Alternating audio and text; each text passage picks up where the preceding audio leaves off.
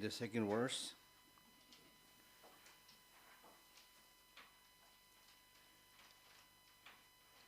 So the beginning few verses are actually paying homage to the lineage masters, how the teaching started. It started from Buddha, then passed on to Maitreya and Manjushri and so on. Okay, so having paid homage to Buddha, Shakyamuni, next verse is paying homage to the two pioneers. We call them two pioneers, Maitreya and Manjushri. You are the most excellent sons, spiritual sons of the such peerless teacher, the Buddha. You carry the burden of the enlightened activities of all conquerors. Conquerors means Buddhas. The Buddhas have conquered negative emotions and sufferings. So therefore they are called conquerors or victors. They did not go to any battlefield to kill people, but they conquered their own inner afflictive emotions. So, you carry the burden of the enlightened. Burden, I don't know, it's a good word, but you carry the responsibility of enlightened activities of the Buddha, all the Buddha, not just Shakyamuni Buddha, all the Buddhas. And in countless realms, you engage in ecstatic display of emanations. So, Maitreya and Manjushri were not human beings, they were celestial beings. So, they manifest themselves in various realms, display of emanations.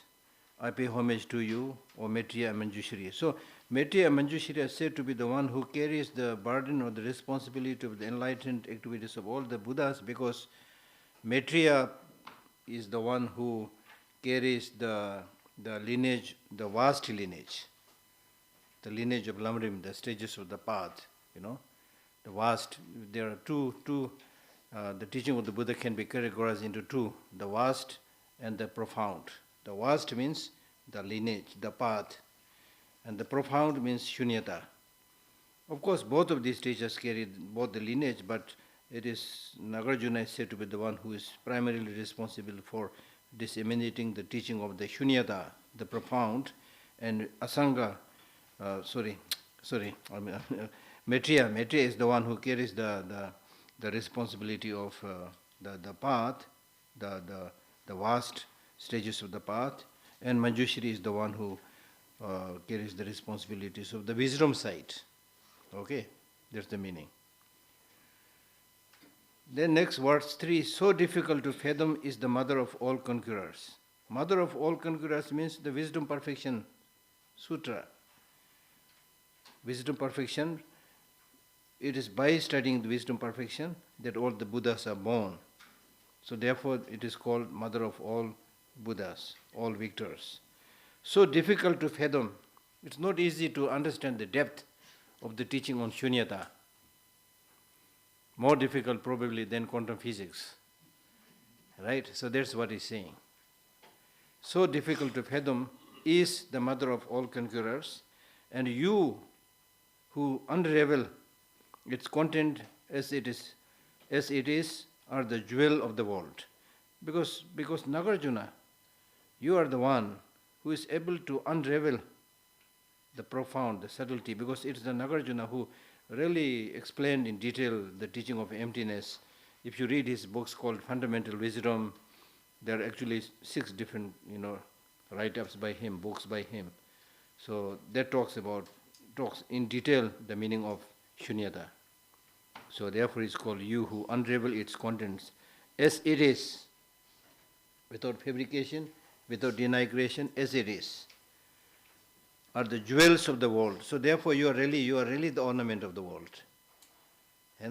So at that time in India, Nagarjuna was an Indian, Nag Arjun, just as Arjun was a skilled archer who could hit enemy, in various locations. So similarly, Nagarjuna was skilled in teaching the profound path. So therefore he is called also Nag Arjun. He is also called the Nag Arjun because he was invited by the Nagas in their Naga realm to teach this profound meaning. So I pay homage to you. You are held with great fame in all 3 spheres of the world. I pay homage to you. O Nagarjuna and Asanga. So basically speaking, Nagarjuna is the one who is primarily responsible to teaching emptiness as taught by Manjushri, passed through Manjushri.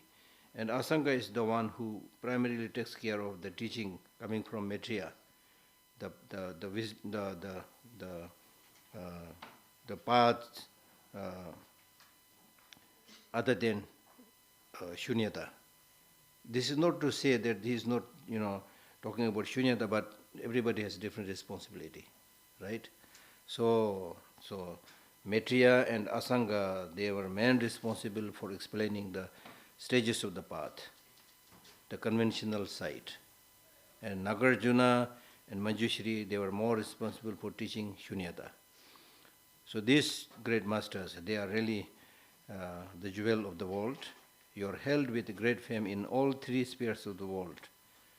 Three spheres of the world means the world underground, the world on it, the world above. I pay homage to you, O Manju, or I pay homage to you, O Nagarjuna and Asanga. Paying homage means basically bowing down. Paying homage. Paying homage means physically paying homage, verbally paying homage, mentally paying homage. Out of which the most important way of paying homage is mental homage. मन से होना चाहिए, सिर्फ शब्द से नहीं. Verbally you can say something. Physically also you can demonstrate, but mentally nobody knows what you are thinking. So the real homage must be paid by the mind, not just by word and by physical activities. That's the meaning. ठीक है ना? I pay homage to you, O Nagarjuna and Asanga. Stemming from these two great charioteers, we can use the English word pioneers or charioteers, because the profound and the vast and the profound path is taught by Buddha, but then because of passage of time, things were not so clear. The teaching has become almost like a jungle. So these masters came and made the road. So they were therefore called charioteers or pioneers. Stemming from these two great charioteers with excellence are the two paths of the profound view. This is what I've been speaking about. The two paths. One is the profound view, which is taught by, which is primarily, the teaching of which is primarily the responsibility of Manjushri and Nagarjuna. And the vast conduct, which is the primary the teaching about which the primary responsibility goes to Maitreya and Maitreya and Asanga. Very good, very good. Are the two parts of the profound view and the vast conduct. Now when we talk about the 6 perfections, then first 5 perfections belong to the vast conduct, and the last one belongs to the wisdom conduct, the profound view. You are the custodian of the treasury of instructions encompassing all essential points taught by the Buddha. All essential points. There are many, but most important essential points. You are the custodian.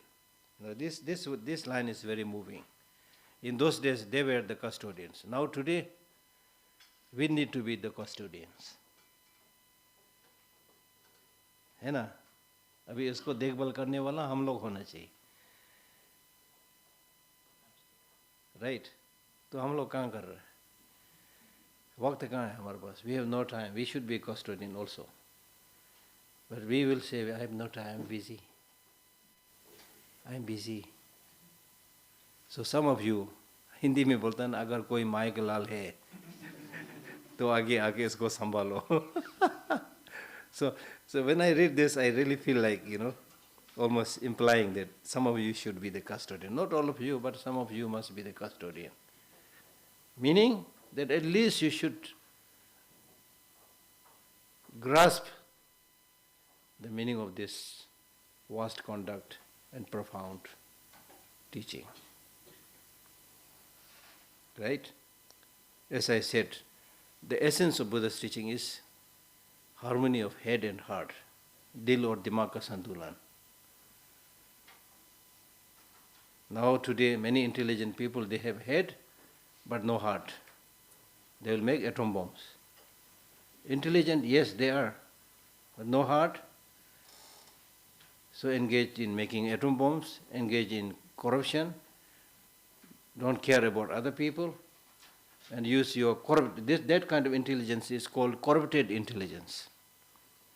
So with that corrupted intelligence, you can very well do corruption, which is really pathetic. Which is really pathetic. For the development of any country, any society, if the people are not upright, the leaders are constantly shying away their responsibility, constantly fooling people, telling lies. It's very sad. It's very sad because majority of the people are ignorant, you see. They can be taken into any direction. So if the leader is not compassionate, people will suffer, you see. So therefore, we have big responsibility to study and to ensure that there is a harmonious development of head and heart. You should also, head means you should also have education, but that education must be supported by heart. And heart means compassion, loving kindness. These qualities must be the driving force of your knowledge, your education. And then, of course, unfortunately, these days, the very meaning of education is misunderstood. Education is now equal with literacy, reading, writing, mathematics. If you're good in reading, writing, mathematics, and get a small paper called BA, MA, PhD, small paper certificate, with that you get a job and earn 20,000, 30,000 a month, then ho gaya jindagi. That's not education. Education means people knowing how to deal with the real issues of life. Real education means people should know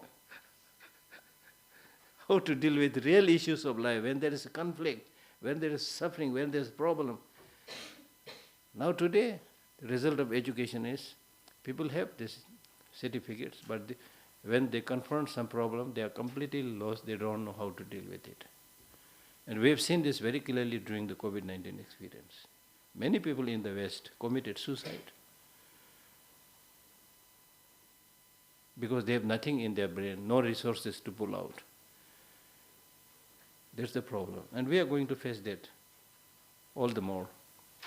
With the introduction of artificial intelligence and so forth, we will get more and more distracted. Right?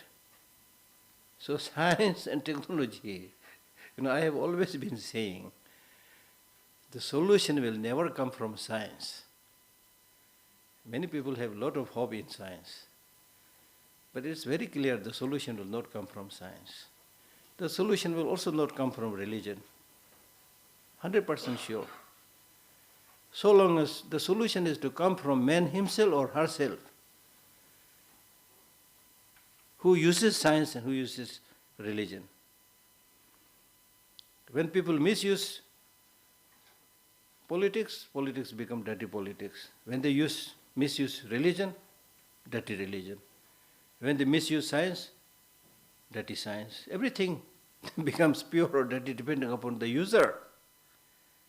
So we are in a very dangerous situation. Some so-called clever people manipulate you with this technological stuff, artificial intelligence, this, what you should see, what you should not see. They are deciding everything for us. They are spying you. Whatever you do with your phone, they know everything. And I know this very well. Because during my travel, I book a flight or book a hotel. Next time, I'll get notifications from another 20 hotels. Meaning that they know what I'm doing, you see. So we have to be very careful. Artificial intelligence. Recently I got a book called Humanizing Artificial Intelligence. So meaning that whatever you're doing, it should be humanized. Human beings must be the center.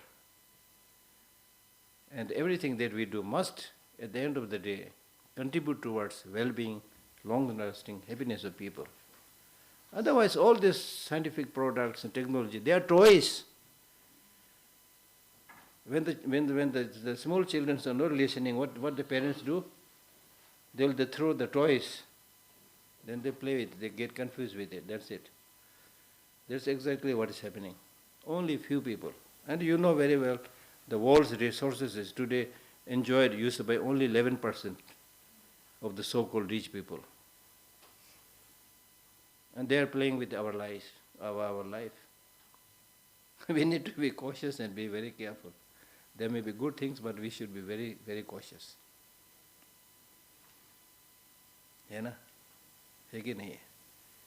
So gradually they are training, giving education to the so-called training and education to people, so that you will be made like computer parts.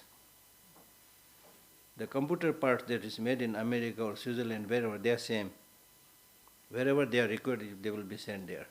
So you are also trained in similar way. Oh, she is trained in this, go to America. She is trained in this, go to Germany. She is trained in this. You are more or less like computer parts.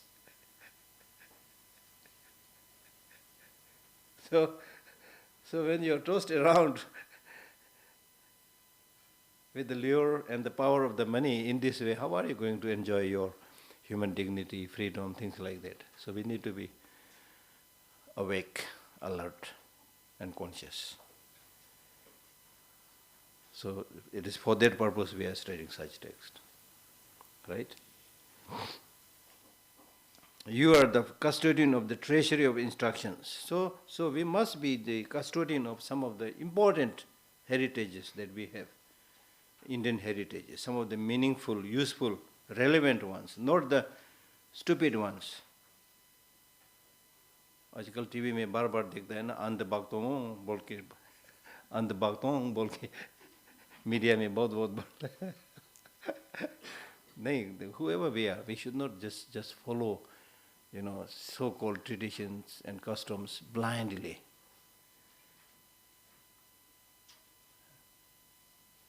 It's high time that we should use our brain and should be able to decide what is good, what is not good. There are things you can decide. There are things you are not so sure. So forget, for the time being, forget about those. Whether Buddha is there, God is there. You can exercise your intelligence, and when you have enough time, you can think it's your right. But don't waste your time there. अभी आपको क्या चाहिए? Right now, what do you want? How are you going to get your peace and happiness right now, in this very life? Then you talk about next life. And you are wasting this life, you live your life like a lost person, and then talk about future life. Then talk about nirvana. Then talk about enlightenment. It's a little bit stupid. That's why Karl Marx said religion is opium. Huh? Religion is opium of the masses. He said this because at that time the Peruvian government was a Christian government. Right? And then he saw clearly that the religious leaders and the government political leaders, they were having nice time. They're on the higher pedestal, they are friends, supporting each other, helping each other, enjoying, having a very nice, luxurious time, and then making the people work, telling them, you perspire, you work very hard, next life you will go to heaven. So this is like opium, taking opium. When you take opium, no problem is solved, but you feel high, everything is okay. Religion will become an opium if you don't become pragmatic. In Buddhism, we talk about three spheres of phenomena: the manifest, the slightly hidden, completely hidden. Manifest means something that you can see, you can yourself see, you can yourself hear, you can yourself think. Use that as much as possible. Then when it comes to the second level, slightly hidden phenomena, which you can't directly observe with your senses, then question. There also you should question. Then there is a third level which you have no idea whether they are there or not. You can't directly observe, you can't question. There you have to listen to somebody, but that somebody must be a reliable person. This is the process.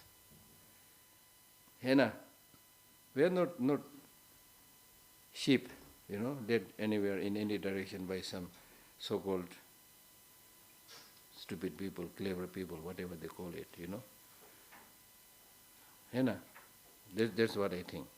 So therefore some of these really time-tested teachings must be preserved. We must be the custodian of those.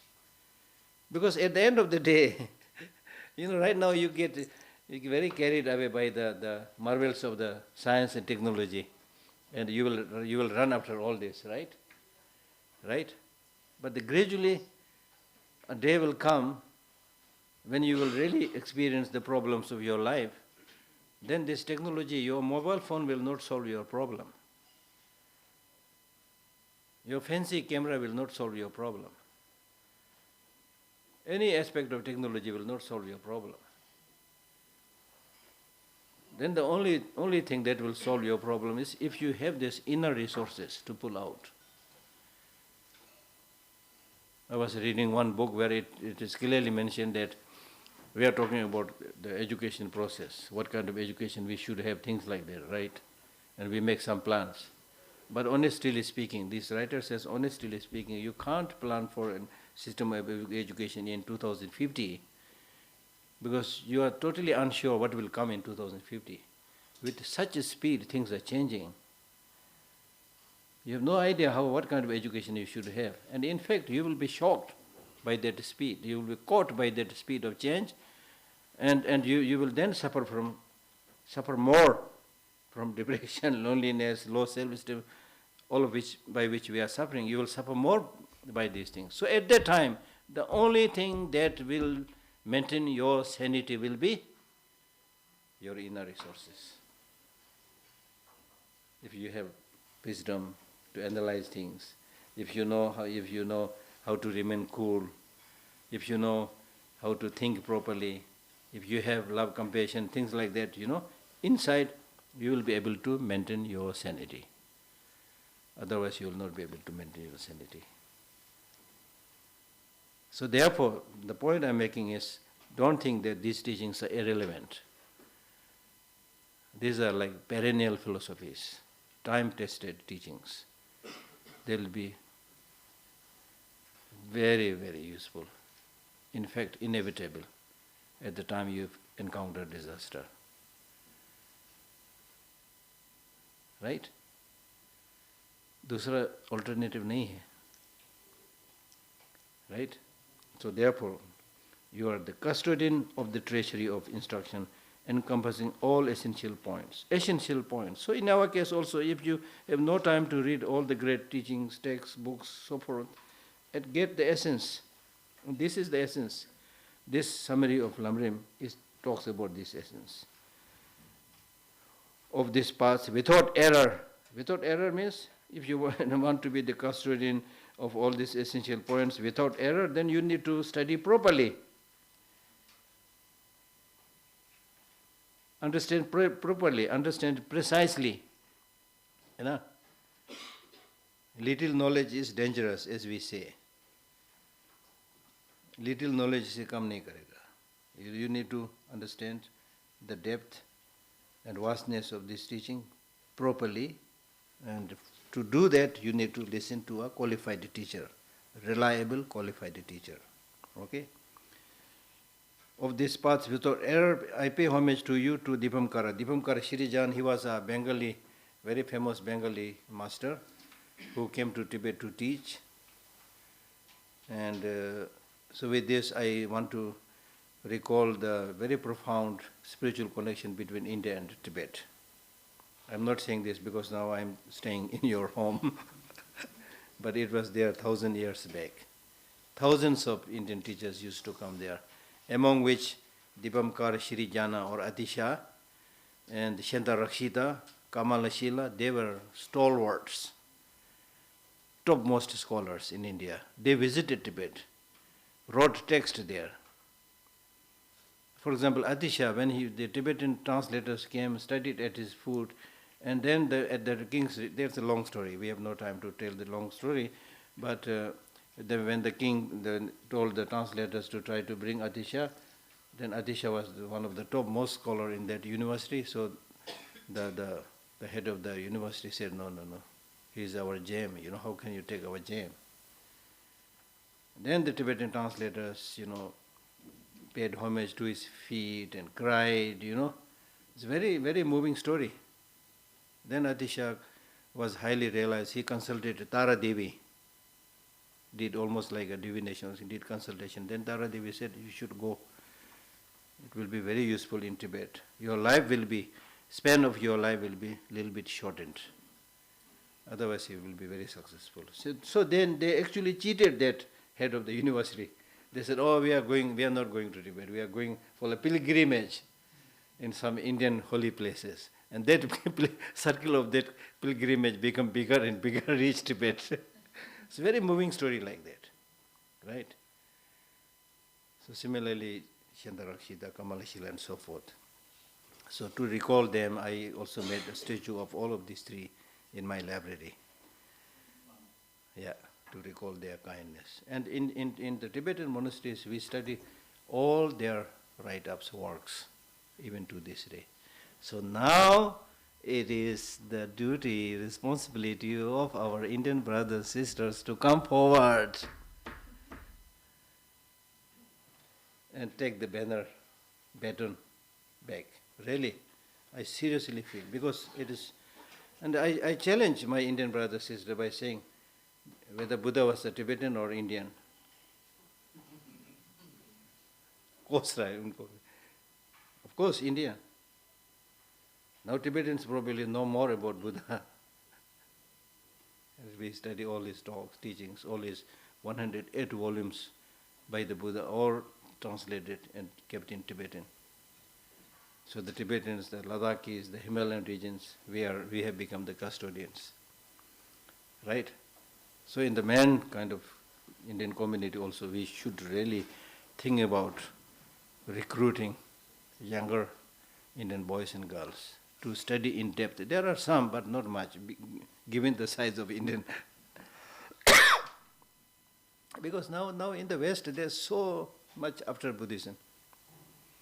It's flourishing in many Western countries,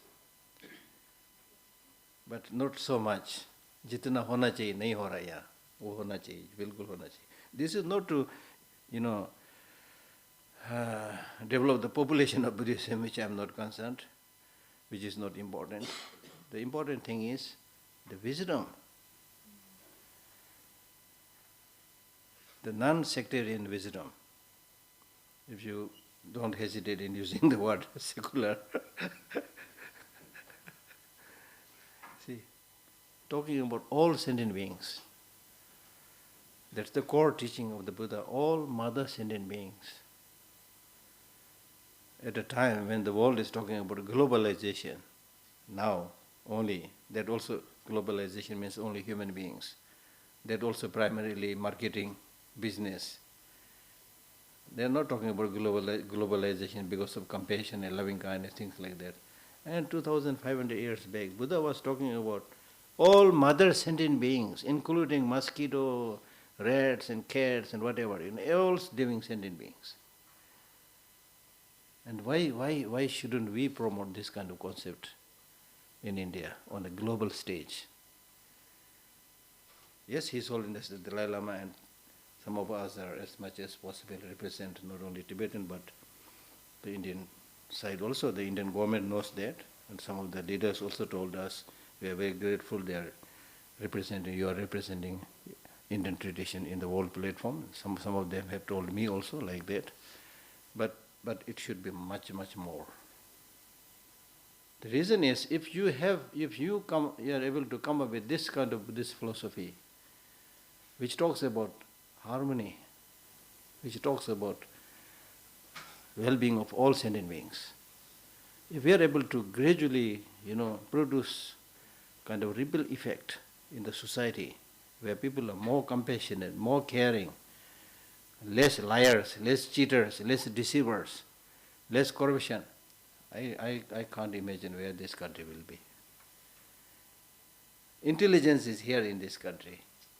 Population is here in this country. सब कुछ है. Nagarjuna from India. Asanga from India. Shantideva from India. Buddha from India. What else you want? Dalai Lama also you can count as Indian. ठीक है ना? So now if we don't really make effort in preserving, promoting this philosophy, it's a great loss. Then we'll end up following the blind faith. Custom है, tradition है, बोल के. That's outdated now, right? So this is what I felt by reading this line. So Atisha was the one who was really the confluence, one who possessed both this lineage of the profound and the vast conduct, right? And Atisha was the one who first wrote this text on Lam Rim, which is called Changchu Lamji Doma, the path, Bodhi Path Pardipa, the lamb of the path to enlightenment. He wrote this. Based on that, then Tsongkhapa wrote all these other Lam Rim texts. Right? Okay? So, how many of you know about Atisha, Tipamkara Shirijan? You see? We need to read his life history, the books he has written, right? And translate into different Indian languages. So many things can be done. You are the eyes to see all the myriad collections of scriptures. To the fortunate ones traveling to freedom, you illuminate the excellent path. You do this through skillful deed, stirred forth by compassion. I pay respectful homage to you, O all my spiritual masters. Next, after Atisha, he pays homage to all the spiritual teachers with which he is directly, indirectly related. Because these great, really qualified teachers are really your eye to see this myriad, countless collections of scriptures. Even just the Buddha's teaching, there are 108 volumes. And then the Indian commentaries written by Nagarjuna, Shantideva and so forth, there are 225 volumes. Which is there in India today. In my own library, I have all these collections in Tibetan. अब हिंदी में नहीं है, अंग्रेजी में कोई लोग अनुवाद कर रहा है, हिंदी में नहीं है ना, और दूसरा इंडियन भाषा में नहीं है. ये सब करना है हम लोगों को. प्रोजेक्ट बहुत बड़ा है, करने के लिए बहुत कुछ कर सकता है. You are the eyes to see all the myriad collections of scriptures. To the fortunate ones traveling to freedom, to the fortunate ones. So therefore those of us who are listening to this teaching, we are supposed to be the fortunate ones. The unfortunate ones are I'm joking. I should not say this. So we are the fortunate ones, really fortunate. Because you will know that I was fortunate having gained access to such teaching on a day when you confront a problem, then you will recall it. Not now. When you are happy, you forget Buddha and everything. Paisa se sab kuch chalega. With money, everything will be okay. But when you really encounter problem, difficulty, when your father dies, mother dies, brother dies, sister dies, when there is a bankruptcy, so many things can happen. Your leg breaks. Things like that. Then you are bound, then you are compelled to remember the great teachings. And I have by my eye seen many famous Bollywood, especially Bollywood, because His Holiness Dalai Lama lives in India. Many famous Bollywood actresses, they come to see His Holiness when they have a problem. Army generals also, when they retire, they come to see His Holiness. A little bit exaggeration maybe from my side, but basically it is like that, And we have a saying in Tibetan, Thang demon to dulu ala thala, gao tokpo du lau jimpema. That means when you are traveling on a very smooth path, big area, big ground, then you start singing, ah la la, you start singing. But when you cross through a cliff, where there's a risk to fall down, then you remember, oh, Guru Pema Sambhava, oh, Buddha. This is human nature. So nothing will come when you cry at the last moment. You see? So right from the beginning, you should be familiar with all these practices. So to the fortunate ones, traveling to freedom. Why we are listening to these teachings? We are supposed to traveling to freedom. So that means, are you not free right now? Yes, to some extent we are free. We can say we live in a free country, things like that. But in the true sense of the term, we are not free because we are controlled by negative emotions. We are controlled by our enemies, the negative emotions inside us. And you are sleeping with these negative emotions. You are sleeping with your enemy. How about that? To some extent, right? So therefore, things are not that okay. I'm not trying to unnecessarily frighten you, but this is the truth, right? So therefore,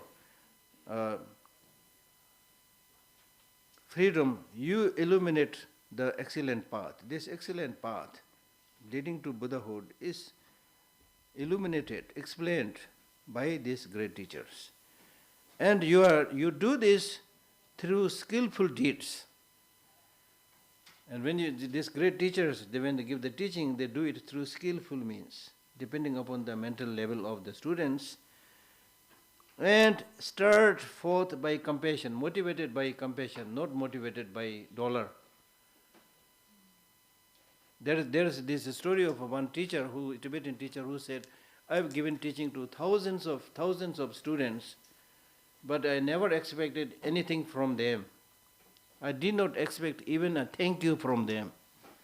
And the reason he said was, I did not expect even a thank you from them because there is nobody who is not suffering. So I'm only concerned about how to help them reduce their suffering a little bit. That was my concern, that was my motivation. So that is the mark of a true teacher, great teacher. Otherwise these days you see so many self-proclaimed teachers whose main job is, kal maine bola tha na, Ram Nam Japana, Primal Apana, So now most of the so-called saints, teachers, they are like business people, very rich people, I'm not saying all the teachers should be beggars, but what I'm saying is your main focus should be how to help them reduce their suffering, not to get money from them. Therefore, I pay respectful homage to you, all my spiritual mentors. You are the crowning jewels among all the learned ones of this world. Your banner of fame flutter vibrantly amongst the sentient beings. O Nagarjuna and Asanga, from you flow in an excellent steady stream this instruction of the stages of the path to enlightenment. We have already studied this, more or less same, right? How the stages of the path, lineage comes through them. Now verse 7 talks about the special features of these stages of the path. Since it fulfills all the wishes of beings without exception, it is the king of kings among all quintessential instructions. Since it gathers into it thousands of excellent rivers of treatises, it is as well the ocean of most glorious, well-uttered insights. Since it fulfills the wishes of all sentient beings. What are the wishes of all sentient beings? The wishes of all sentient beings is to gain temporary happiness and long-term happiness, to gain nirvana, to gain enlightenment. So we are not talking about like their wishes is to get money and buy a mobile phone, not like that. Since it fulfills all the wishes of beings, without exception, there is no discrimination. It's the king of kings among all essential instructions. There are so many instructions, but among all these instructions, really like king of kings. Because these stages of the path text, they are short and they contain all the important essential points of all the teachings of the Buddha. So very easy to practice, right? If you understand this, you will get the heart of the Buddha's teaching, right? Since it gathers into it thousands of excellent rivers of treatises, it is as well the ocean of most glorious, well-uttered insight. So this is like a very well-fashioned, necklace, ready to wear. Since it gathers, collects all the important essential teachings, thousands of excellent river, if there's a stream of river, they'll gather together at one area. So like that, all the various traditions, teachings, important points of the Buddha's teaching, they come together in this Lam Rim teaching. It is as well the ocean of most glorious, well-uttered insights. It's really like ocean. Which means it is short, it has all the essential points, but because of this, that you don't think it will be too easy. In a way, it is easy. It is simplified for you, but that doesn't mean it will be so easy to digest, right? It is as well the ocean of most glorious, well-uttered insights. It helps to recognize all teachings to be free of contradictions. Now, Buddha has given so many teachings. If you don't have this complete understanding, then you might think some of these teachings are simply for philosophical discussion. Some of these teachings are for practice. So he's saying, no, that's not the case. All of the Buddha's teachings are for practice. So there is no contradiction. It helps recognize all teachings to be free of contradictions. It helps donning of all scriptures as speech instructions. It helps to find easily the enlightened intention of the conquerors. It helps the donning of all scriptures as speech instructions. So they are all meant for practice, right? And it helps to find easily the enlightened intention, the main intention, as we already discussed about having all the essential points. So the main intention is there. Intention of the Buddha is there. So you will be able to easily, if you don't have much time, then you should go through this, scan through this. Oh, this is what he said. This is how to find a teacher. This is how to cultivate bodhicitta. This is how to realize shunyata. This is how to cultivate patience and so forth. It's all there. It helps to find easily the enlightened intention of the conquerors. It helps also to guard against the abyss of grave negative deeds. So some of these teachings are for practice, some are not useful, not for practice. If you do like that, if you discriminate the teaching, then you will fall into the abyss of negative deeds. Because all the Buddha's teachings are to be adopted and nothing is to be discarded. Even the interpretative teachings are to be practiced, not to be discarded. ठीक है ना? Therefore, this most excellent instruction that is taught after by numerous fortunate ones like the learned ones of India and Tibet, this instruction of the stages of the path of persons of three capacities, what intelligent person is there whose mind is not captured by it? So that means, therefore, this most excellent instruction that is sought after by numerous fortunate ones, like the learned ones of India and Tibet, the real jewels of India and Tibet, these people devoted their time to study and understand these teachings. And then gradually, from Adhyas and so forth, these are presented as the stages of the path. And within these stages of the path is categorized into three sections. The stages of the path related to common to the small individual, the stages of the path common to the middling individual, and the stages of the path of the great individual. So when next time you study Lam Rim, when we read the shorter text, I will explain it to you clearly, what section belongs to what. As I said, when Buddha gave the teaching, he gave two levels of teaching, interpretative teaching and ultimate teaching. Right? So similarly, here also, there are three kinds of people. The first kind of person is, there are those people who, by adopting any means, they seek happiness in this very samsara. जैसे कि हम लोग कर रहे हैं. By any means, I want to have some kind of happiness and peace in this very world. So that is small individual. Now there are others who see the faults, problems, disadvantages of the samsara, and then they are fed up with that, disgusted with it, and they aspire to get nirvana, liberation. This is a middling individual. Then there are a third category of people who say, even if I get liberated, so what? What about my other mother sentient beings? It is shame on my part to be happy just to get personal liberation. I must work for all these sentient beings. So then they develop bodhicitta, aspire to become Buddha for the benefit of all sentient beings. So that belongs to the great individual. So it is categorized in this way. Right? The instructions of the stages of the path of persons of three capacities. What intelligent person is there whose mind is not captured by it? So if you are really intelligent, the test of intelligence, if you are really intelligent, you should be attracted by these teachings. If you are not attracted by these teachings, but you call yourself very intelligent in computer and other things, I respect that, but in the true sense of the term, you are not intelligent, because you are confused only with the worldly things. You are not talking about well-being of all sentient beings. You are not talking about well-being for many lives to come. You get only confused with this very present life. So you are, in that sense, you are not intelligent. So if you are intelligent, get attracted to this kind of teachings. Now even if you are super intelligent, but with the first initial exposure you may not understand anything. Then you might think, oh, what is there to be attracted? There's nothing much. But if you explore a little bit more, go a little bit deeper, then you will be astounded.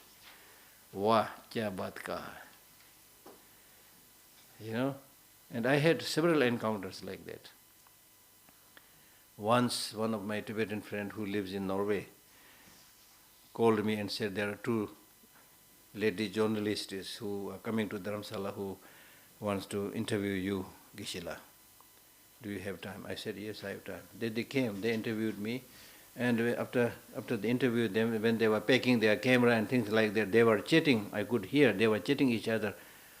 What a fantastic idea, How do these people get this kind of excellent idea? They were like dumbfounded. Not because I'm intelligent. I'm just imitating and speaking what Buddha taught, what his soul said. Right? And at one time, one of my own cousin, he was in army. He did not pay much attention in study and things like that. He was in army, good sportsman, things like that. So he came to stay with me for a few days. Then somehow, because he's now a little bit grown up, he showed some interest in Dharma. He said, Uncle, can you please teach me a little bit about this, the Buddha Dharma? Okay, sit down. We studied a little bit about this text called 37 Bodhisattva Practices. We did not have many classes, just few days maybe. So I taught him few lines. He said, he said, how does people get such great ideas? Really? So you need to spend a little bit of time and think a little bit more. If you just gloss, quickly run away, then kya hai, kuch bhi nahi hai isme to. Isse to behtar hai hamara jo roz ka zindagi. Hum log yahi sochega na. So if you pay a little bit attention, like for example the topic saying that the real enemy is inside, the negative emotions. Just think about that. Really amazing. So that's why he's saying.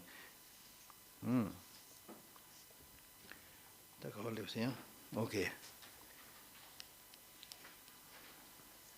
The concise instruction distilled the essence of all scriptures, ready for you to eat.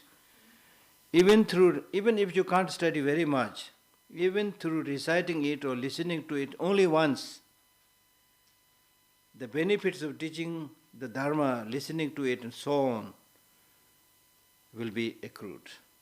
Since such waves of merit are bound to be gathered, contemplate its meaning. So that means even if you are not able to go into deep, But at least go through it, read through it quickly, or listen it to once as you are doing right now. You are collecting a lot of merit. So therefore, in the Tibetan monasteries, many of us have memorize all these texts and recite. Right? Very special. Then the root of creating the auspicious conditions for all the excellences of this and future lives is to rely properly with effort, both in thought and action, upon the sublime spiritual mentor who reveals the path. Now, if you are attracted, somebody who is attracted to this teaching, what you need to do is, you need to listen about this teaching from a qualified teacher. Because these teachings are profound and vast. You will not be able to, you will get some idea by reading, there are good explanations, translations are there, you will get some idea, but you will not be able to get the real feeling unless you hear from somebody who has that knowledge and, more importantly, a little bit experience. The flavor will be different. So that's what he's saying. The root of creating the auspicious conditions. Auspicious चाहिए ना हमको सबको. Auspicious. I am not so happy with this translation because the Tibetan word itself has many meanings. Tendril. Tendril means interdependent origination. Changsa tendril, then means marriage, auspicious marriage ceremony. So it's not very easy to translate. For me, with my immediate thinking, I would translate it something like the root of creating, beneficial connection, something like that. The root of making beneficial connection with spiritual practice and so forth, for all the excellences of this and future lives, making proper connection for the betterment of this and future lives is to rely properly with effort, both in thought and action, upon the sublime spiritual mentor who reveals the path, who will show you the path. Right? So, if you want to really make this great connection for the well-being of this life and for many lives to come, find a teacher, proper qualified teacher. Not anybody who says he is a guru, who is a teacher, because even if you use the word, Hindi word guru, gu means ignorance, ru means remover. Real guru is one who can help you remove your ignorance, lessen your ignorance. Isko बोलता है guru. And guru also has the connotation of heaviness, meaning somebody who is heavily laden with qualities, knowledges. Find such a teacher. Don't go after a teacher who is like advertising all the time. है ना? उधर जाओ. And then once you found such a teacher, rely properly. Properly means you should, number one, have this genuine interest to study Dharma and also trust that person. After you have examined, not before. After you have examined, when you find that teacher proper, then you should properly relate to him. That means you should have faith. Faith means not blind faith. Faith means a trust. When you have that trust, it will make your mind clear. When your mind is clear, you become receptive. You can learn so many things. That's the reason. But if you just go there, simply to listen, there are many people who just come and ask questions, listen. After that, they forget their teacher, completely forget. मुझे जो मिलना था वो मिल गया, बस अब जरूरत क्या है? What I want to get, I got from this person. Now forget about it. Then you break the relationship. ऐसा नहीं होता है, ऐसे काम नहीं चलता है. Things doesn't work like that. है ना? So it's important to properly relate to that teacher. And when you properly relate teacher, you will be the one who will get the benefit. When you open up, you become receptive. You receive all the so-called blessings or whatever. Blessing not necessarily from the Guru, but because of your mental attitude, you receive the blessing. After all, as I said, everything is created primarily by your mind, right? So, to properly rely on the teacher with effort. Now, properly rely on the teacher doesn't mean that you go to him, pay respect, pay homage to him, bring some gifts, then don't do your homework. The most, if you, a clear indication that you are really listening to the teacher means that you study and practice the Dharma. A really qualified teacher will be happy if you are practicing what he has taught you. If it is a teacher who is happy with you, if you give him some gifts and doesn't care about whether you are studying or not studying, then clear indication the teacher is wrong. So the teacher should have, when you select the teacher, the teacher should have at least many qualities, but at least 3 qualities. One, the teacher should be compassionate, who really cares about you. And second, he should have more knowledge than you, of course, otherwise he can't teach. Third, he should be somebody who is ready to spend some time with you, undergo some hardship.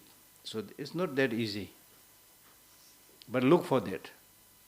So what is important in today's life is almost like marriage, without properly judging, analyzing, thinking, शक्ल सूरत देख के marriage करके तो फिर गड़बड़ होता है ना हम लोग, right? Without judgment, quickly, you marry, then after a few days divorce. Similarly with the teachers also. In the first few initial days, you try to go after the teacher everywhere he goes. My teacher. And then with the passage of time, you distance yourself. With that, you won't get anything. So in the initial stage, no need to accept anybody as your teacher. Just listen to their teaching. If it is useful, of course, thank him. That's human protocol. But there's no need to accept that person as your teacher. I am not becoming your teacher right now. You're listening to me. Right? So you listen to that person as a lecture. Then gradually when you find that person reliable, in the text it says you should examine the teacher 12 years, but that is I think too long. But you should take some time, ask other people also, take some time, and then when you feel confident, then relate to that person as your teacher. Then follow him properly. Properly means doing the practice. It is to rely properly with effort, both in thought and action. सिर्फ बोलने के लिए नहीं, in action में भी करना है आपने. Upon the sublime spiritual mentor who reveals the path. Seeing this, we should never forsake him even at the cost of. Once you made this connection, then you should not, if possible, don't give him up even at the cost of your life. For example, like your parents or brothers or somebody who you love, you will not forsake that person even at the cost of life. So similarly, it should be like that. And please him with the offering of implementing the word. See, यहाँ लिखा है ना. And please him with the offering of $, नहीं लिखा है ना. It's not written here. And please him with there are many offerings. Offering of material gifts is also there. But the most important offering to a qualified teacher is implementing his teaching, his words. Now today we are living in unfortunate time. The teacher is always looking for gifts. And the students are not bringing any gifts. The time is like that. So actually what happened is, it's not saying that you should bring gift, but the student side, they should be ready. The teacher side, they should not accept it. They should not at least looking for it. Things like that. So the most important point I'm saying is offering of implementing his words. Just like parents, good parents, they will be happy when the children are doing very good in their studies, not so much about whether the children are bringing some gifts or not. Similar. I, a yogi, have practiced in this manner. You who aspire for liberation too should do like. This is what Tsongkhapa is saying. Having given this teaching, he said, I am a yogi.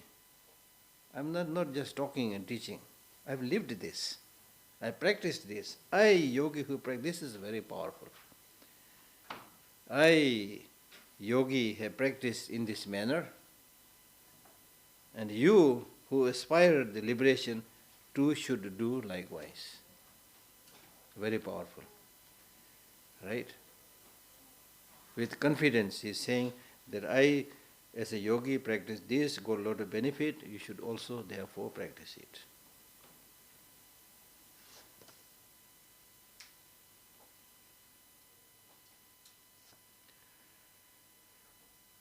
So this is about how to find a spiritual teacher, qualified spiritual teacher. Okay, we have not much time to explain in detail, Otherwise, just on this topic, we can spend 2-3 days. What kind of teacher, qualification of the teacher should be there and so forth. Verse number 13, this life of leisure is even more precious than a wish-granting jewel. That I have found such an existence is only this once, so hard to find, yet like a flash of lightning, it is easy to vanish. Contemplating this situation, it is vital to realize that all mundane,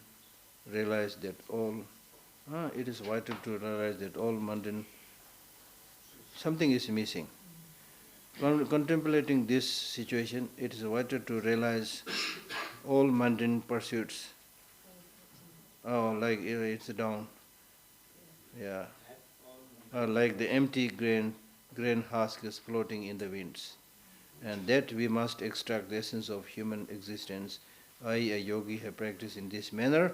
You who aspire the liberation too should do likewise. Now this means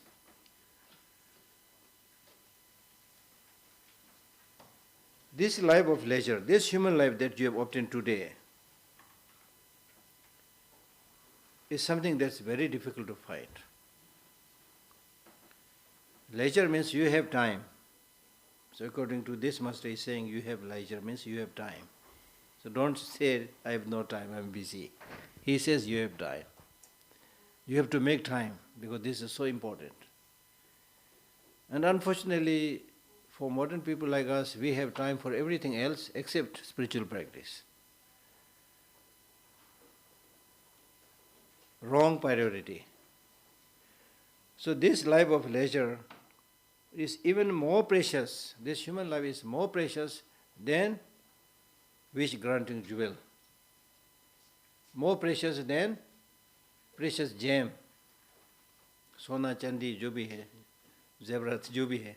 More precious. Because the gold and other precious jewels, costly jewels you might have, but with these precious jewels you can buy something, right? You can construct a building, things like that, but it will not be able to help you remove your sufferings and cultivate positive qualities. But this human life has this capacity to make miracles. Properly used, we have such an amazing intelligence and brain that we can really make miracles. Miracles doesn't mean flying or opening a third eye, which is not so important because we have other technological means to fly and birds have been flying all the time. So even if we are flying, that's not a big deal. The big deal is if you are able to use this human intelligence to alleviate, reduce sufferings of all sentient beings or sufferings of other people. That's actually miracle. If you are able to reduce your negative emotion, that is a miracle. If you used to be a very hot-tempered, angry person, then with this practice, if you are able to reduce your anger a little bit, that is a miracle. And that miracle will really bring peace and happiness, stability in your life. And that is possible. We have this intelligence. And these days I have been saying that we should really focus with oneself and think properly about some of the very special features of a human being.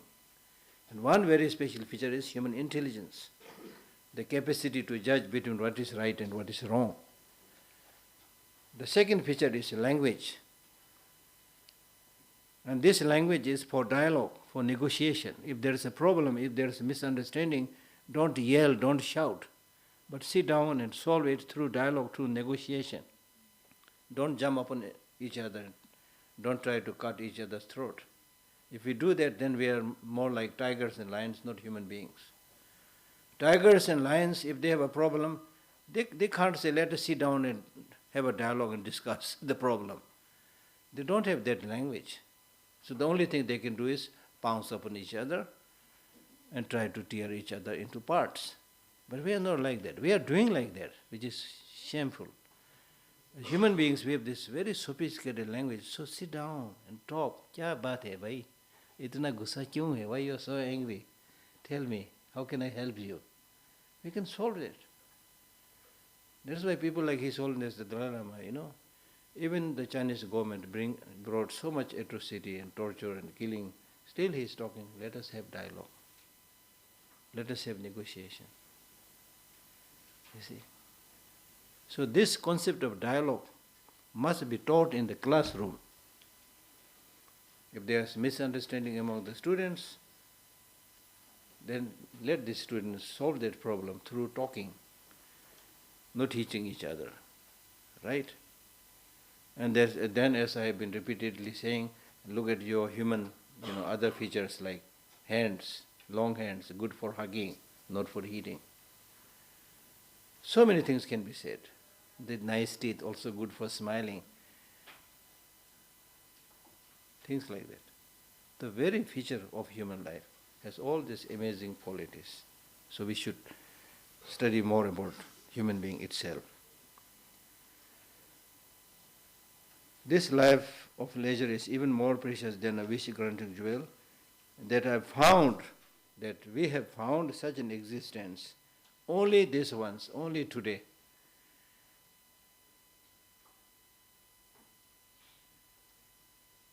According to science, they say your birth is by chance. According to science, they say your birth is by chance. Some of us are very worried and fearful about the death. Then some of these thinkers, they say, why you should be so worried about death? You should be happy that you are alive here, you are born here. Your being born here is a miracle, it's by chance. The meeting of your father and mother and coming together of many causes and conditions was a chance. Many other sentient beings missed that chance, they are not here. You are the lucky one selected. So enjoy that. Be happy about that, right? So that I found such an excellent existence is only this once. So don't take for granted that you will be born again and again. You can do all these stupid, crazy things. Then you will die, again born as a human being. There is no guarantee, according to Buddhism. Whether you will be born higher or lower depends upon what you do now.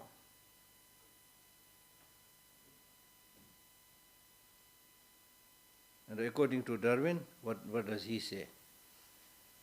The evolution is always better and better. What does he say? Yes, some of this we can examine and explore, but I'm explaining the Buddhist concept, you see. Not about next life. Even now, if your way of thinking is bad, you have a human body, but you are basically an animal. You are living here in this world, but actually you are in the hell. Hell is created by our thinking, by our way of living. हम लोग बोलता है ना बार-बार. This is something that we always use when you are fighting with somebody. यहाँ तो hell है. There is a hell here. It's absolutely true. So it's your mind, okay? And so therefore, so hard to find, not easy. Some of these clever scientists, they did an experiment how to make a human being. They collected, they studied human body, then oxygen, carbon dioxide, whatever, all these chemical things like that, all this that is here, they collected. They were able to collect almost everything that by which human body is made, and it costed like not more than, I don't remember the exact number, it costed not more than much less than $10,000 or something like that. I read that book long time back, so at that time the price is maybe a little bit less, but anyway, it's really not that costly. You can assemble everything. But just having this assemblage, you can't create a human being.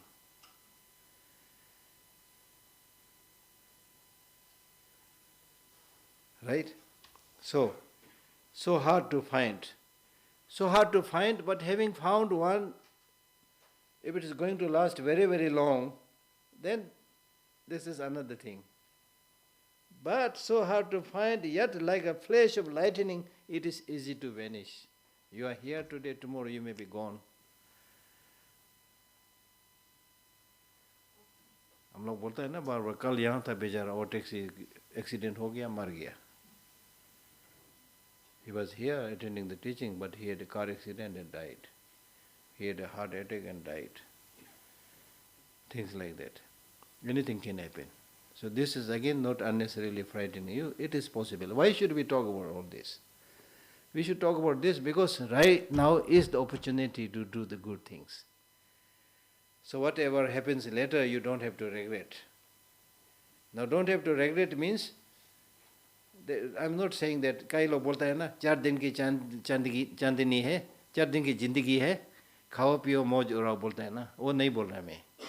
I'm not saying, I'm not promoting materialism. I'm not saying that nobody knows how long you are going to live, so just enjoy and do whatever you think. I'm not saying that. What I'm saying is, this life is very difficult to find. Having found this, use this, make this purpose of human life meaningful. And then, how long is human life? If you are somebody who is going to live 100 years, half of which you spend in sleeping. 50 years to वहाँ गया. And then remaining for food, for clothing, for running up and down, for sleeping, for gossiping. So somebody counted it, and then he said, you have hardly 5 years to do good things. Something like that. Anyway, the time is very limited. Right? But we do have time. Like a flash of lightning, it is easy to vanish. Contemplating this situation, it is vital to realize that all worldly pursuits, some of these worldly pursuits you have to do for food, for clothing, clothing and so forth you have to do, but there are many other things which is not necessary for you to do, but you are just doing it. The so-called socializing, the so-called this, that, bhagwas, bodhe. There are so many things which are really, like as he says, are like the empty grain husk is floating in the winds. Not floating or throwing the husk in the wind, If there is a grain inside, then to separate the husk from the grain, you throw it in the wind. If there's no grain, just throwing the husk in the wind doesn't make any sense. Right? Like the empty grain husk is floating in the winds, and that we must extract. Therefore, this is the point he's making. Therefore, we must extract the essence of human existence. What is the essence of human existence?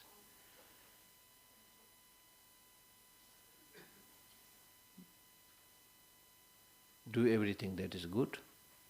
Don't do anything that is bad.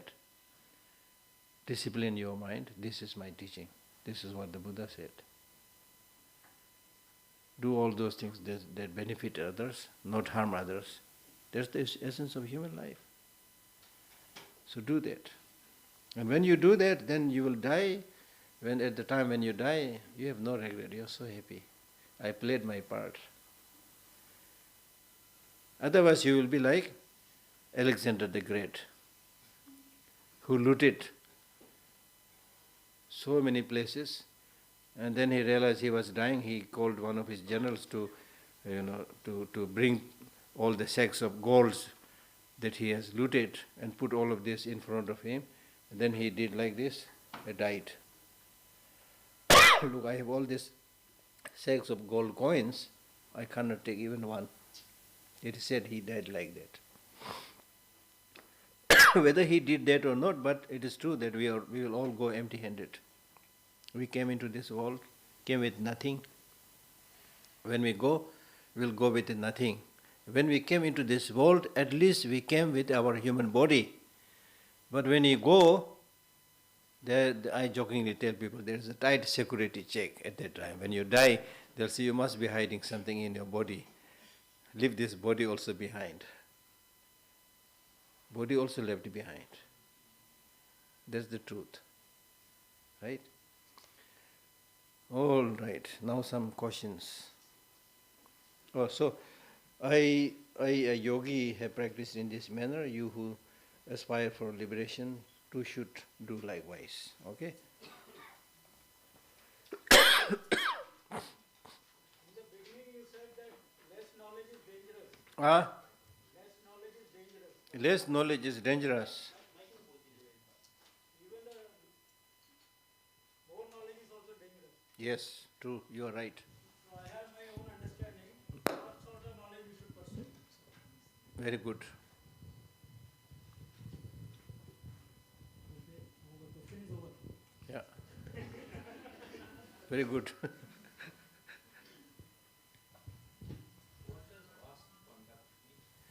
Vast conduct means the six perfections. There are a lot of varieties of practice, stages of the path, compassion, love, bodhicitta, vast subject. Are you a happy soul?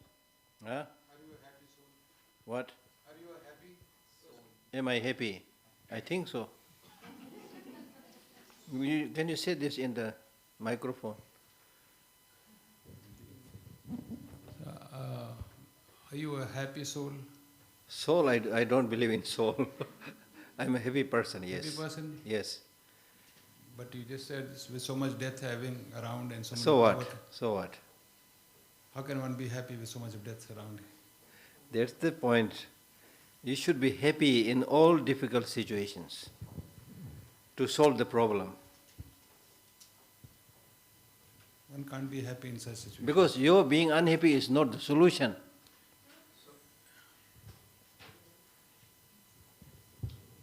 Your being unhappy is not the solution. Your being happy is the solution.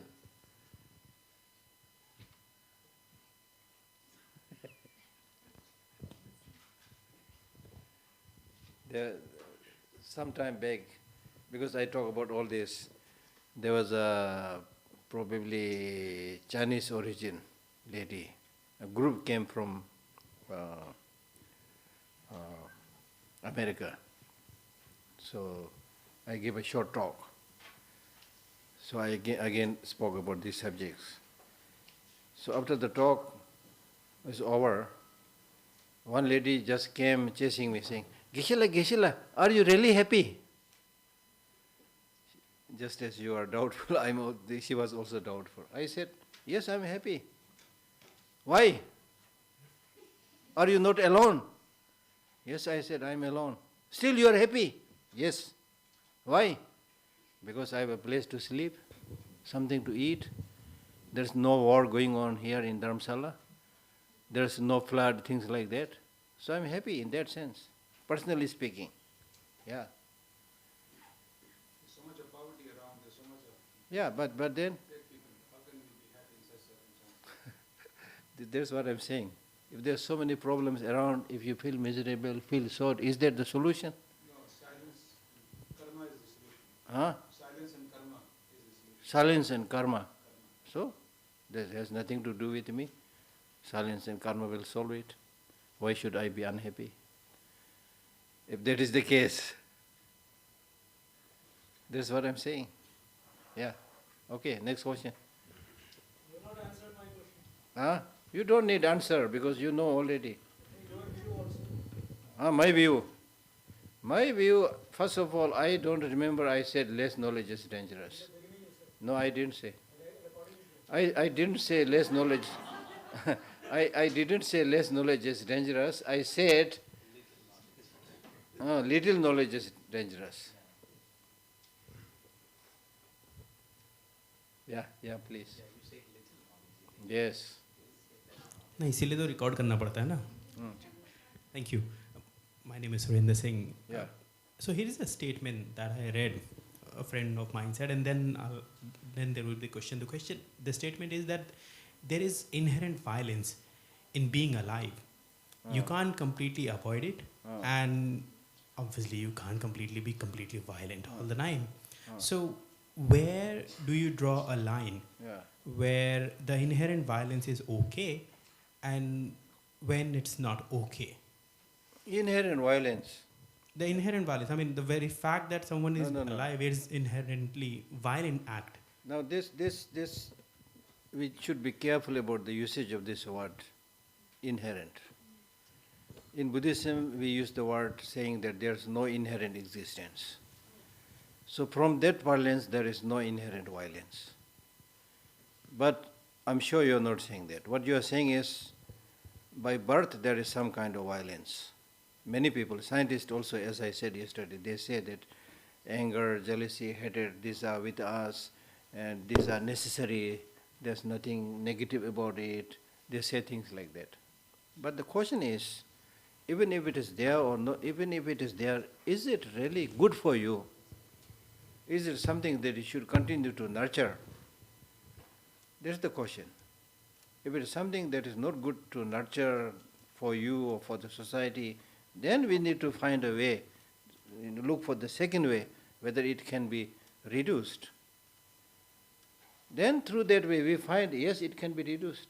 There are many examples of very hot-tempered people, but then at the end of their life, when they grow a little bit very old, just by the life's burden and experiences, they mellow down. Even without receiving any teaching, they become more gentle, you see. Yeah. Good evening. Thank you so much, sir, for the second day. Sir, I have noted down 5 key words. Yes. And I want what's your take on this? Meaningful life. What's meaningful life? Happiness. Happiness. Yeah. Happiness, if you want to extend a little bit, then happiness means happiness that you get by helping others, by not harming others. If you elaborate Do you mean it. that happiness is an internal phenomena? Absolutely. Yeah, okay. And teaching emptiness. Yeah.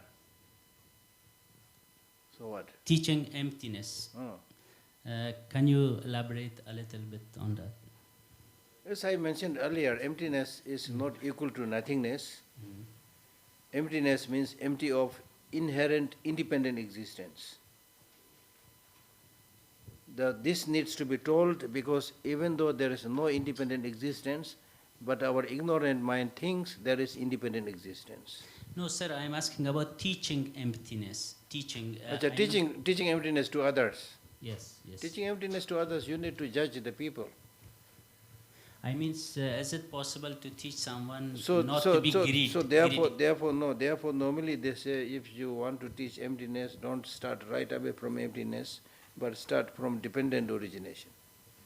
Things are interconnected, interdependent, therefore there is no inherent existence, therefore emptiness, like that. Because right from directly if you teach emptiness, they might fall into nihilism. Might get frightened thinking, oh, I am not here, you know. Yes. Okay, thank you. And suffering. Suffering is an experience that you don't want. Those experiences that you don't want, and you experience it, that's suffering. Is your meaning self-suffering, others, and... Whatever. It is something that we don't want. Yes, and sir, what is bad and good? Bad. Well and good means something that directly, indirectly helps others, brings happiness and peace to others. Bad is bad, or something negative is those. Sir, it is different from one person to another, one culture to another. That's why I have. Yes, I have heard this many times, but pay attention to what I said.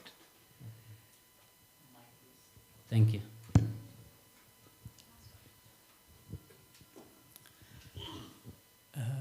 You mentioned that celebrities and Bollywood actors often choose to come to Dalai Lama only when they face sufferings. Yes, not everybody, but sometimes, as I said, Yeah, mostly. many a times. So again, I'm still ideating on the same question Yeah. that you addressed yesterday. My Yeah. question was about suffering. Yeah. Do you look at suffering as a mercy and blessing? Because I realize that it's only after suffering, pain and agony that we treat the path to enlightenment. Yeah, true. But in Buddhism, we don't believe in a creator God. So who is giving the No, blessing? it's not about God. Yeah. It's because it's So only blessing and mercy means somebody giving you the blessing. Somebody at whose mercy you are experiencing that. You can't I mean, say it's that. only suffering that pushed Buddha. Suffering itself can be seen as a blessing.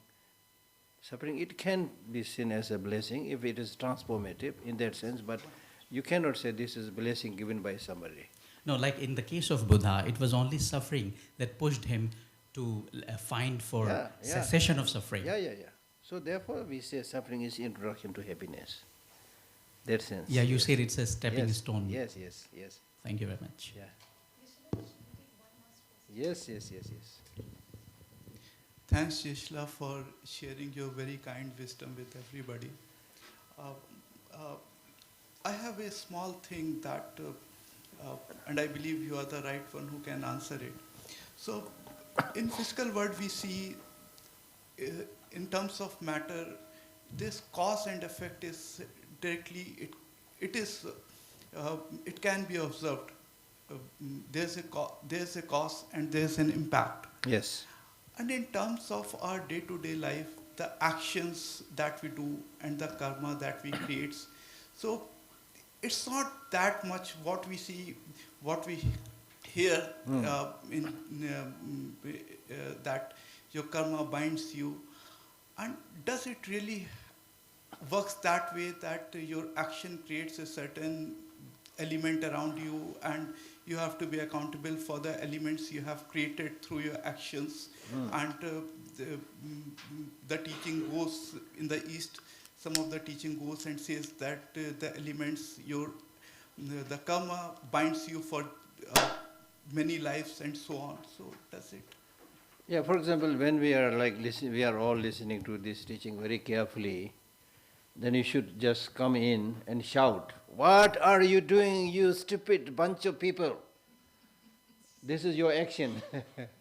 And then imagine what kind of reaction you will get. That's the action and result.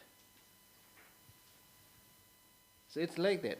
And another example that I can give is like the electric wire and the current that flows inside that wire.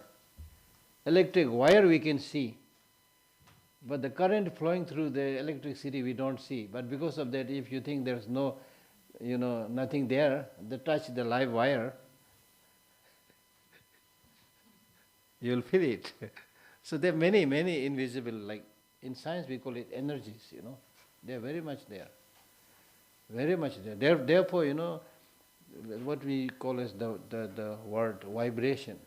What is vibration? Even somebody without saying, some people just because you are in the vicinity of that person, you feel some kind of sense of security, happiness, without knowing that person. For the first time you are meeting that person. In some cases you are meeting that same person for the first time, you feel a little bit uneasy, That person may have not done anything, said anything, but still, this is called vibration. Buddha Bhagavan ki udar ye bana tha na halo. There's energy field, And you can feel that energy field with some really good practitioners. Yeah, like that. So it affects, yes. So one last serve.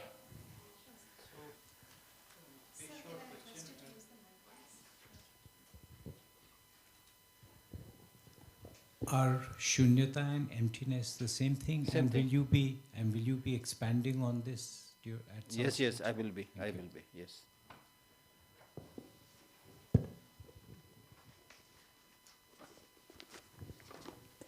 Geshe, thank you very much. Our deep gratitude to you, Geshe, for offering us your precious time, for sharing these very valuable teachings on the Lam Rim with all of us, and also for constantly reminding us to focus on nurturing both wisdom and method and practice as we receive these teachings from you. So we're deeply grateful to you, Geshe-la. Thank you.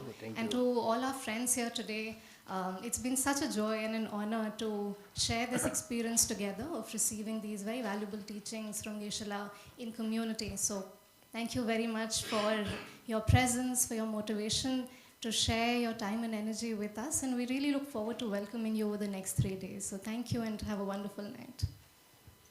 नहीं आने से नका लगा दूंगा नका